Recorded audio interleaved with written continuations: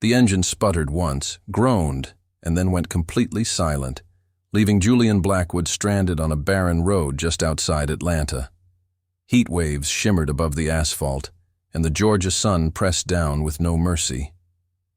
Julian, in his tailored slacks and $1,000 shoes, cursed under his breath.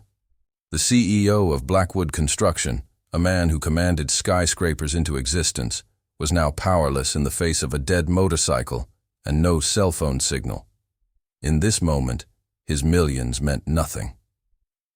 A small voice broke through the silence. "Is your motorcycle broken, sir?" Julian turned, startled. Standing a few feet away was a little girl, probably 8 years old, her arms wrapped around a toolbox made of salvaged metal parts. Her clothes were stained, her hair unbrushed, and her sneakers torn at the soles. But her eyes, they had that sharp, alert glow that couldn't be ignored. Julian looked around, puzzled. "Do you live nearby?" She nodded and pointed toward a small patch of decrepit wooden shacks barely visible in the overgrowth. "Right over there." He studied her for a moment, unsure. "And you know about bikes?" The girl gave him a crooked smile, confident in a way that didn't fit her age. "I know a little. Can I take a look?" Julian hesitated. It was absurd, really, letting a child tinker with his customized Harley-Davidson. But something about the girl made him step aside. She introduced herself as Maya and crouched next to the engine like she'd done it 100 times. "The carburetor's clogged," she said after inspecting it. "These models always do that when the dust builds up." Julian blinked. "How? Do you know that?" "My mom showed me, before she died." She pulled a small tool from her kit and began working with delicate, practiced motions. She always said a woman should know how to fix things for herself. Julian was silent, watching her. Something tugged at his memory. Her voice, her mannerisms. Then he saw it. A bracelet on her wrist, dull silver with 3 small flowers etched into it. He stared at it, stunned. "Where did you get that bracelet?" he asked, his voice tight. Maya glanced down. "This? My mom gave it to me. Said it was from a rich man who loved her but didn't want a black girlfriend." Julian felt his stomach twist. That bracelet. It wasn't just similar. It was the exact one he had given Carmen Williams 15 years ago. The woman he'd loved more than anyone. The woman he had left behind because his father, his board members, and his society couldn't stomach their relationship. "What was your mother's name?" he asked, dreading the answer. "Carmen Williams. She died 2 years ago from pneumonia." Maya kept working like she didn't just collapse his world with a few words. "After that, Mr. Davidson brought me here. Said he'd take care of me. But really, I just work." Julian's head reeled. Carmen was gone. And Maya, his daughter, though she didn't know it yet, was being used for labor by some man she called Mr. Davidson. Guilt, anger, and an overwhelming surge of protectiveness surged through him. "What kind of work does he make you do?" Julian asked, trying to stay calm. Maya didn't look up. "Things kids shouldn't have to do, but if I don't, he says I'll be thrown out." Her voice was too steady for someone her age. It was the voice of a child already familiar with fear and survival. Julian wanted to scream, but instead he watched. Maya finished repairing the bike, wiped her hands on her shirt, and stepped back. "All done." The engine purred to life, but the moment was cut short by the roar of an approaching truck. "Maya, where the hell you been?" A large, heavy-set man jumped down from the cab, boots pounding into the ground. His name was Thomas Davidson, mid-50s, filthy hat, cruel eyes. The way he looked at Maya made Julian's skin crawl. "I was helping him," Maya said, pointing at Julian. "You were hired to work, not fix bikes." Davidson barked and slapped her hard on the back of the head. Julian clenched his fists, forcing himself not to react yet. "She helped me a lot," Julian said. "I can pay for her time." Davidson smirked. "Pay? $15 will cover it." Julian handed him $100 bill. Her work is worth more than that. Davidson grabbed the money without offering Maya a single cent. Get in the truck. We've got work. Julian watched them leave, sick with rage. Memories swarmed him, Carmen crying in his apartment, begging him not to walk away. He had chosen status over love, and that choice had destroyed lives.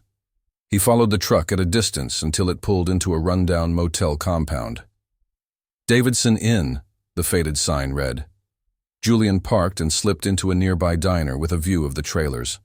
For hours, he watched Maya carry water, scrub floors, change beds, and clean toilets, tasks no child should do. Davidson barked orders while lounging in a chair, beer in hand. When Julian asked the diner owner what kind of business Davidson ran, the man lowered his voice. It's not just an inn. He rents rooms by the hour. You get the idea. The girl? She does everything around here, alone, since she showed up. Julian made some calls. Within 20 minutes, he had confirmation. Davidson was running a child labor racket. Worse, Maya wasn't the first. His next call was to Marcus Williams, the most relentless investigator on his payroll. Find everything you can on Thomas. Davidson, he told him. He's exploiting my daughter. The words hit Julian hard as he spoke them, but it was the truth. Maya was his. That night, Julian watched Maya retreat to a tiny shack at the back of the property. Davidson followed, barking orders. You'll work trailer 7 tomorrow. That client wants a girl to clean. I'm still too young for that, she protested weakly. Your mother's dead. You live under my roof. You follow my rules. Or I'll send you somewhere worse. Julian's hands curled into fists. He couldn't act without a plan. But he also couldn't wait much longer. At dawn, he met Marcus in a 24-hour diner. Marcus handed him a thick folder. Davidson's worse than we thought. Fostered 12 kids in 5 years. All worked like slaves. A few were hospitalized. No charges stuck. He pays off Sheriff Jake Morrison. Julian scanned the evidence. Photos, documents, hospital records, barbecue photos of Davidson and Morrison laughing like old friends. He's expanding, Marcus added. Bought land in the next county, planning to scale up. Julian's voice was cold. 3 things. 1. I want a surveillance team documenting everything. 2. I want a list of Davidson's regulars. 3. Get me a meeting with Jessica Chen at the federal prosecutor's office. Tell her it's about child trafficking, and it's personal. Later that morning, Julian rode straight to the Davidson Inn and walked in like he owned the place. Davidson looked up from a seedy magazine. I'd like to talk about Maya, Julian said. Davidson raised a brow. She's not for sale if that's what you're thinking. Julian slid his business card across the table. I'm looking for someone to help with maintenance across my properties. I'd pay $500 a week. Davidson nearly choked. That's a lot. I'd like to talk to her first. Davidson called Maya in. She came, weary and dirty, clutching a bucket of bleach. When she saw Julian, her eyes brightened a little. Remember what you told me about fixing bikes? He asked gently. Would you like to learn more? She nodded shyly. Yes, sir. You'd also go to school. Have time to play. Sleep in a real bed, Davidson interjected. She doesn't need school. Work builds discipline. Julian ignored him. What if I told you you deserve more than this? Maya looked down. People like me don't get more. Julian's throat tightened. What if I told you they do? Davidson bristled. Look, Mr. Blackwood, she's cared for here. Don't fill her head with fairy tales. Julian stood. Just seeing if she'd be a good hire? I'll see you Monday. When Julian stepped out of the inn, he made a call. Marcus, change of plans. We don't have until Thursday. Davidson's moving fast. He's planning something with Maya before then. I need that meeting with Chun by tomorrow. I've got something better, Marcus replied. Chun's already been digging into Davidson. Someone tipped her office off 3 months ago about the kids, but they couldn't move without hard evidence. Now, with our data, she can fast-track a federal case. Perfect, Julian said. start compiling the financial breakdown on Blackwood Construction. I need to prove I can give Maya a stable home. That night, alone in his mansion's dimly lit study, Julian stared at a photo of Carmen he'd kept for 15 years. His fingers grazed the worn edges. "I'm sorry," he whispered. "I wasn't who you needed me to be, but I swear, this time, I'll protect her. I'll protect our daughter." The next day, Julian sat across from Prosecutor Jessica Chun in a private conference room. The air between them was tense, but focused. Chun didn't waste time. "Davidson's on our radar, but there's more. We suspect a trafficking ring, 3 states wide. Your evidence could be the tipping point." Julian leaned forward. "Are you ready for what comes next?" "Because I am. I have the money, the lawyers, and more than a decade of guilt propelling me. Davidson has no idea who he's dealing with." Chun studied him, then nodded. "Then let's bring him down." Davidson had underestimated one critical truth. Some children aren't forgotten. They're fiercely protected by fathers with the means and the will to wage war. And when that father has spent years not knowing his child even existed, vengeance becomes a sacred mission. Monday morning, at precisely 6:47 a.m., the sky above Davidson's Inn thundered with helicopters. 20 federal agents surrounded the property, moving in formation. The papers they carried bore the seal of the U.S. Department of Justice, search and seizure warrants, signed by Jessica Chun. "Thomas Davidson," Agent Martinez called voice, loud over the whir of blades. "You're under arrest for child trafficking, exploitation of minors, and criminal conspiracy." Davidson stumbled outside in his pajamas, confused and furious. "This is madness. I've taken care of those kids. They had nowhere else to go." But when he saw Julian step out of an official vehicle in a tailored suit, flanked by Chun, the color drained from his face. "You," Davidson muttered. "Who the hell are you?" Julian walked up slowly, his voice cold and clear. "Julian Blackwood, CEO of Blackwood Construction. And Maya? She's my daughter." Davidson's knees almost gave out. Julian didn't stop. "Every dime you stole from her, every scar you left. Every night she cried herself to sleep. I documented all of it." From another car, Marcus Williams emerged carrying multiple folders. 2 weeks of surveillance, he said. Photos, recordings, wire transfers from Sheriff Morrison, 12. Employee testimonies, and full medical records on every child here. Sheriff Morrison, arriving to back Davidson, was intercepted by agents and handcuffed before he could even speak. "Jake Morrison," one of them announced, "you're under arrest for accepting over $120,000 in bribes." Inside, as agents searched the property, Julian found Maya in the back room. She was crouched in a corner, holding a cleaning bucket, eyes wide in fear. He knelt. "Maya, do you remember me? I'm Julian, the man on the motorcycle." "RT. They taking me away?" she asked, voice trembling. He gently set the bucket aside and pulled an old photograph from his pocket. It showed a younger Julian and Carmen, arms wrapped around each other. "No, sweetheart. No more dirty rooms. No more fear. I need to tell you something about your mother and me. We loved each other. But I made a mistake. I let others tell me. Our love was wrong because of our skin color." She reached out and touched the photo. You're my dad." Tears blurred Julian's vision. "Yes, I'm your father, Maya. And now that I've found you, I promise, I'll never leave you again." Outside, Davidson was yelling as he was dragged toward the police car. "He's rich. He's setting me up. I saved those kids." "Prosecutor." Chun walked over holding a tablet. "Care to explain these?" she asked, showing him messages recovered from his phone. "New merchandise ready Thursday. Client pays extra for underage.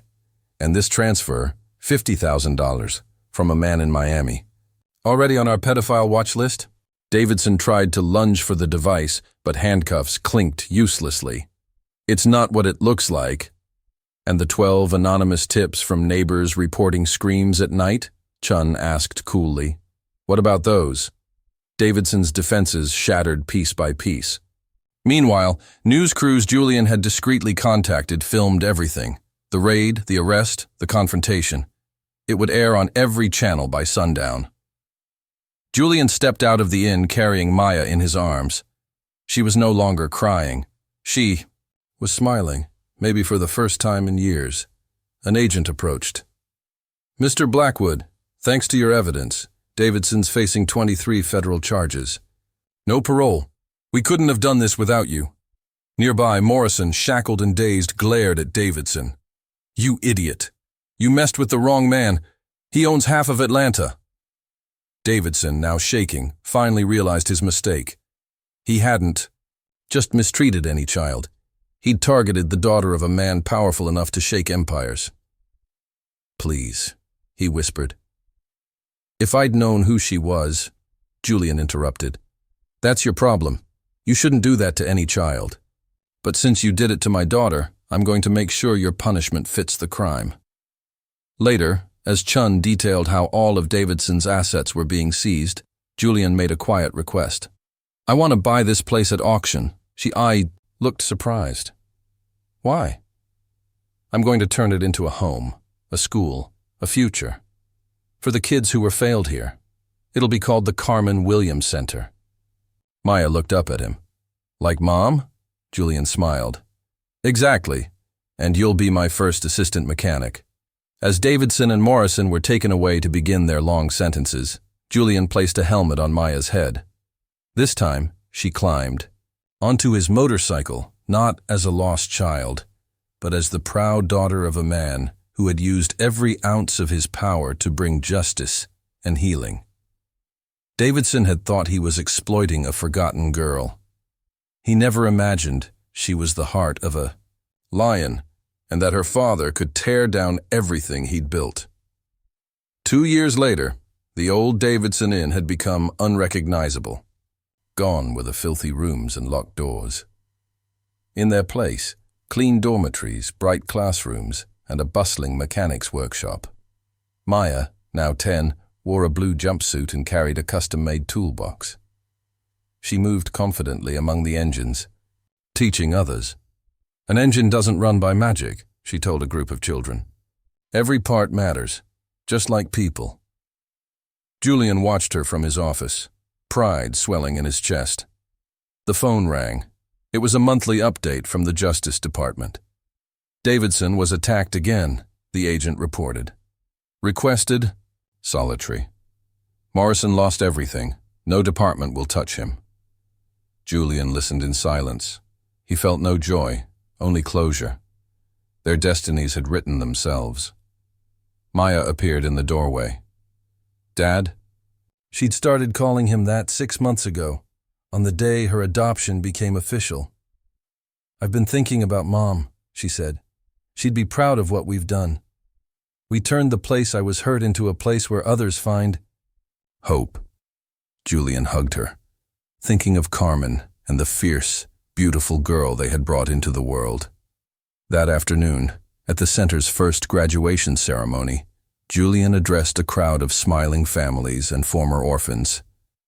2 years ago, he began, I discovered that the greatest treasure of my life was hidden in my greatest failure.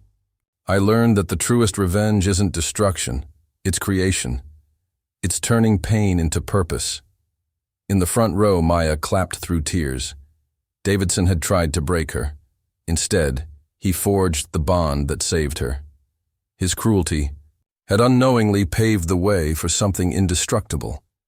And as Julian held Maya close, he knew with certainty this wasn't just her second chance, it was his too. Because love, when armed with resolve, can build sanctuaries from ashes and rewrite endings into beginnings with nothing but courage and heart.